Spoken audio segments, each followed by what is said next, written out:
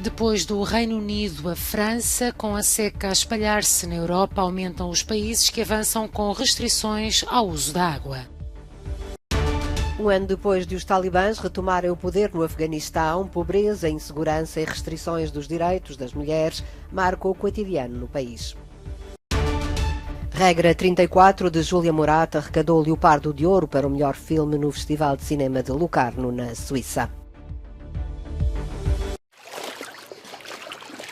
No auge do verão e com as temperaturas a bater recordes, os franceses enfrentam restrições ao uso da água. As medidas foram introduzidas nos últimos dias. Na região de Lyon, por exemplo, é proibido regar a relva ou lavar o carro e na Riviera Francesa vários chuveiros de praia foram desligados. A campanha Salvar a Água está a ser divulgada nos meios de comunicação, mas muitas pessoas foram apanhadas de surpresa. Esta turista conta que está de férias e por isso não vê muita televisão nem as notícias. Não sabia das restrições e que por isso não há chuveiros em várias praias. Concorda com a medida, diz que é preciso ter cuidado com tarefas que podem ser evitadas, como lavar os carros com frequência. No sudeste de França, o nível da água no turístico lago de Annecy desceu 33 centímetros desde o início do verão. Quem tem barcos no porto diz que neste momento é com grande dificuldade que conseguem transportá-los para dentro do lago. Na Hungria, os últimos 7 meses foram os mais secos desde 1901. 10 dos 12 departamentos de gestão da água do país estão em alerta. O aumento da procura está a ser compensado com a água armazenada. Ainda não são precisas restrições, mas existe uma margem limitada para garantir o período da rega nos campos. Em Inglaterra, a seca já foi declarada em várias partes do país. A situação é preocupante para os agricultores que estão em época de colheitas e que quase não têm erva verde para alimentar o gado. Temos água suficiente neste país. No oeste e no inverno, precisamos de investimento em infraestruturas para a ter no lugar certo, na altura certa, para que haja água suficiente para as pessoas, culturas e para o ambiente. Esta não será a última seca. O governo precisa de lidar com esta questão. Os especialistas foram surpreendidos pela velocidade a que as temperaturas subiram no Reino Unido nos últimos anos e pela dimensão da área afetada pelo calor. Na Ucrânia, o governador de Zaporizhzhia apelou à desmilitarização da central nuclear e pediu às forças internacionais que a façam cumprir. Este apelo acontece numa altura em que nos últimos dias se têm intensificado os ataques na cidade de Zaporizhzhia. O presidente ucraniano disse que os ocupantes russos estão a usar a central nuclear de Zaporizhzhia como uma estratégia para intimidar as pessoas de uma forma extremamente cínica e como escudo para disparar contra Nikopol e Manganets. Zelensky acrescentou que os russos provocam constantemente os ucranianos com ataques na região e tentam conduzir as suas forças nesta direção, com o objetivo de chantagear ainda mais a Ucrânia e todo o mundo livre. Entretanto, o Ministério da Defesa da Rússia deu conta dos avanços das tropas russas nos arredores de Donetsk. O porta-voz do Ministério Russo disse que a Rússia tomou o controle da aldeia de Pisky. Kiev nega este avanço russo no leste.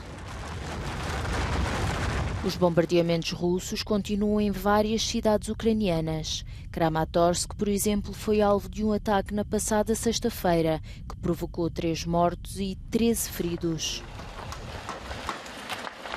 Este ataque aconteceu menos de um dia após terem sido disparados outros 11 rockets contra a cidade.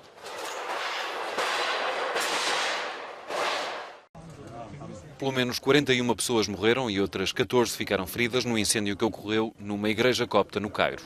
De acordo com as primeiras investigações das autoridades egípcias, o incêndio na igreja, num bairro popular, ocorreu após uma falha elétrica durante o culto religioso em homenagem a São Mercúrio de Cesareia, que reunia centenas de fiéis. As chamas e o fumo provocaram o pânico, dificultando ainda mais a evacuação do edifício. Entretanto, a Igreja Copta do Egito confirmou que o fogo está controlado, mas os bombeiros estão a realizar operações de arrefecimento do espaço. O número de vítimas pode aumentar nas próximas horas. Adi Matar, o homem que esfaqueou o escritor britânico Salman Rushdie momentos antes do início de um evento em Nova Iorque na passada sexta-feira, foi acusado de tentativa de homicídio e agressão. O juiz ordenou ainda a sua detenção sem a possibilidade do pagamento de uma caução. O homem, de origem libanesa, foi acusado de ter premeditado o ataque. Adi Matar comprou um bilhete de entrada antecipado para o evento e chegou um dia mais cedo com uma identificação falsa. Contudo, o atacante não assume a culpa e apresentou uma declaração de inocência perante o Tribunal de Nova Iorque. O escritor Salman Rushdie, de 75 anos, sofreu ferimentos graves na sequência do ataque, levado a cabo com uma arma branca, e permanece internado no hospital, mas está a recuperar. O autor já não está ligado a um ventilador e já consegue falar, de acordo com informações veiculadas pelo agente. Rushdie é autor da obra Versículos Satânicos, um livro considerado uma afronta contra o Islão pelas autoridades iranianas. Um ano após a tomada do poder pelos talibãs, o Afeganistão está em colapso económico, com cerca de 20 milhões de pessoas em insegurança alimentar. A retirada da ajuda internacional e o congelamento dos bens do país provocou uma queda económica drástica que afetou principalmente os afegãos comuns. O diretor do Conselho Norueguês para os Refugiados diz: Passou um ano desde a tomada de poder pelos talibãs e estamos a assistir a níveis incrivelmente elevados de pobreza no país. Estamos a ver pessoas com os seus salários reduzidos, com os seus rendimentos reduzidos, assumindo maiores dívidas, utilizando estratégias para lidar com a situação, que inclui o casamento precoce de raparigas ou o trabalho infantil. As mulheres vão mantendo a força para protestarem, mas os seus protestos não amolecem o coração dos talibãs, que prometeram ao país e à comunidade internacional respeitar os seus direitos, mas dispersam as manifestações com tiros. A ativista Azita Nasrhan diz que, mesmo no passado, existiam restrições e violência contra as mulheres afegãs, mas as mulheres tinham esperança porque havia escolas. As mulheres e as raparigas podiam servir o seu país através do seu conhecimento, diz, mas agora até perderam a única esperança que tinham, que era a educação. Para além da pobreza e do rigor da vida sob o regime talibã, os afegãos estão sujeitos aos ataques frequentes a mesquitas e às minorias por parte do Estado Islâmico.